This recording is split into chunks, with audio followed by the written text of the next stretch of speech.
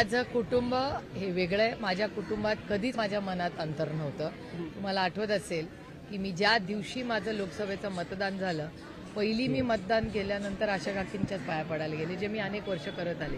पण भुजबळ आणि साहेब एकत्र अत्याचाराच्या येतात. ज्या घटना आहे त्या सातत्याने घडताना आपल्याला पाहायला मिळतं. पहिल्या दिवशीच राज्यामध्ये 11 मर्डरच्या घटना नाही, मी आहेत. आजच माननीय मुख्यमंत्र्यांना महाराष्ट्राच्या लॉ अँड ऑर्डरवर एक ट्विटही केलेलं आहे आणि मी पत्रही त्यांना लिहिणार आहे. कारण महाराष्ट्राचा लॉ अँड ऑर्डरच्या बाबतीत रोजच कुठली ना कुठली केस, खून अशा फार बातम्या वाढलेल्या आहेत आणि अनेक वेळा एक ह्याच्या मागचा एक वेगळाही अँगल असतो, जो दुर्दैवाने फारशी त्याची समाजात चर्चा होताना मला दिसत नाही. तो म्हणजे इकॉनॉमीचा. अनेक वेळा क्राईम जेव्हा वाढतो त्याचं खूपचं नातं हे इकॉनॉमिक्सचीही असतं. त्याच्यामुळे ह्या सगळ्या गोष्टीचा फार गांभीर्याने एवढं मोठं मॅन्डेट या सरकारला मिळालेलं आहे.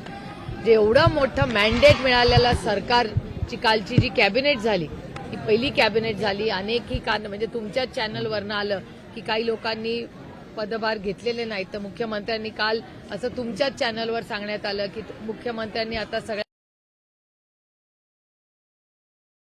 पाहिजे, कामाला लागलंच पाहिजे. त्यामुळे मला आश्चर्य वाटतंय की 1.5 महिना झाला एवढं मोठं मॅन्डेट ह्या सरकारला मिळालेलं आहे.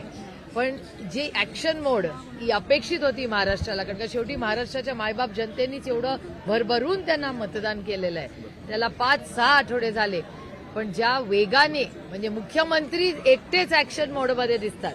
माननीय मुख्यमंत्री सोडून बाकी कोणीच या राज्यात ऍक्शन मोडमध्ये मला दिसत नाही. माझी अपेक्षा आहे की 2025 मध्ये मुख्यमंत्री तर करतातच ऍक्टिव्हली काम, पण त्यांच्या टीमनीही करावं. त्या सगळ्यांनाच मतं दिली आहेत त्या राज्यात. साधं पालकमंत्रीपद अजून निश्चित होऊ शकेल नाही. आता हा प्रश्न तुम्हाला माननीय मुख्यमंत्री येणार आहेत त्यांना विचारायला लागेल, कारण का त्यांच्या सरकारचा अंतर्गत प्रश्न आहे. काही पवार कुटुंबीय बीडला आता अजितदादांना पालकमंत्रीपद दिलं जाणार असे एक चर्चा होते. तिथले एकूण सगळे वाद बघता सगळे. मला कसं माहिती असेल, मी विरोधी पक्षात आहे. मला काही पवार कुटुंबियामध्ये ज्या पद्धतीने दुरावा झालाय काय दिसतंय. आशाताईंनी त्यांच्या भावना व्यक्त केल्यात की अजितदादांनी आणि शरद पवारांनी पुन्हा एकत्र येणं केलं पाहिजे. सातत्याने चर्चा होत आहेत. हो, मी पाहिलं तुमच्या चॅनलवर. काय वाटतं ताई तुमच्या थांब ना, बोलू तर दे वैयक्तिक दादा. इच्छा काय आहे तुमची? मी खासदार आहात. एक लोकप्रतिनिधी आहे. मला वैयक्तिक इमोशन्स बोलायचा अधिकारच नाही, कारण का मी लोकसेवेत आहे. कुटुंबातील लोक आता अशा भावना व्यक्त करतायत. एकतर अर्थात माझं कुटुंब हे वेगळं आहे. माझ्या कुटुंबात कधीच माझ्या मनात अंतर नव्हतं. तुम्हाला आठवत असेल की मी ज्या दिवशी माझं लोकसभेचं मतदान झालं, पहिली मी मतदान केल्यानंतर आशा काकींच्याच पाया पडायला गेले, जे मी अनेक वर्ष करत आले.